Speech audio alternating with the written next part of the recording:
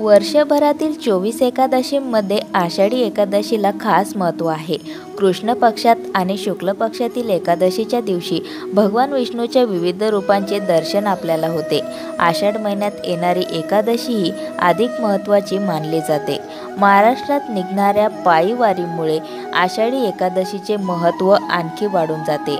हा वारकरी संप्रदायाचा सर्वात मोठा उत्सव आहे। आषाढी एकादशीच्या दिवशी लाखोंच्या संख्येने वारकरी आणि भक्त पंढरपूरमध्ये विठ्ठलाच्या दर्शनासाठी दाखल होतात।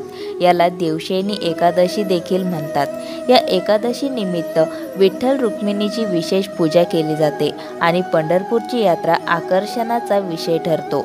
देवशयनी एकादशीचे व्रत करून विधीनुसार भगवान विष्णूची पूजा केली जाते। देवशयनी एकादशीची तारीख, मुहूर्त, उपवासाची वेळ आणि उपासना पद्धत जाणून घेऊया। आषाढी एकादशी तिथी आणि शुभ मुहूर्त।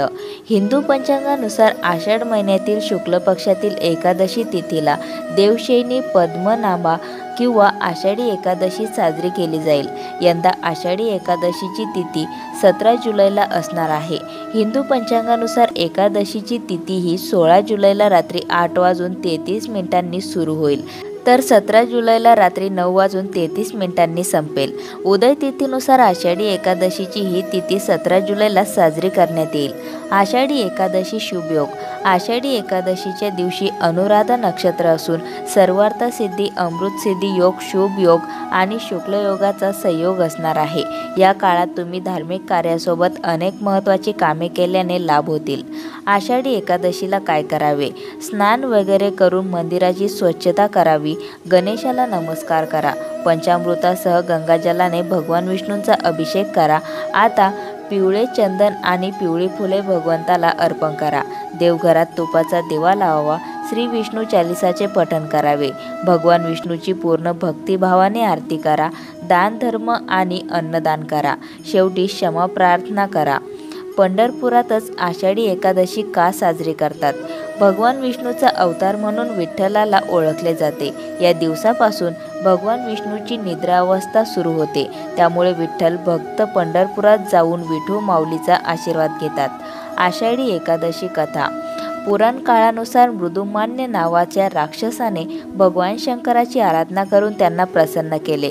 वरदान म्हणून त्यांनी मला कोणत्याही प्राण्याकडून मरण प्राप्त होणार नाही, झालेच तर स्त्रीच्या हातून व्हावे अशी इच्छा व्यक्त केली। वरदान प्राप्त झाल्यानंतर मृदुमान्य राक्षसाने सर्व देवांचा पराभव करून त्यांना बंदिस्त केले। भगवान विष्णूंना जिंकण्यासाठी वैकुंठाला जाऊन त्यांचाही पराभव केला। भगवान शंकरही आपल्या वरदानामुळे हताश झाले होते। त्यानंतर ब्रह्मा, विष्णू, महेशसह सर्व देवी देवता एका पर्वताच्या गुहेत लपून राहिले। काही दिवसांनी ब्रह्मा, विष्णू, महेश या तिघांच्या श्वासातून एका देवीची उत्पत्ती झाली। तिने सर्व देवतांना अभय देऊन मृदुमान्याला मरण दिले।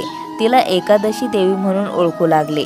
देवांनी तिची स्तुती केल्यानंतर तिने सांगितले, एकादशीच्या दिवशी व्रत केल्याने त्यांची सर्व पापांपासून मुक्ती होईल।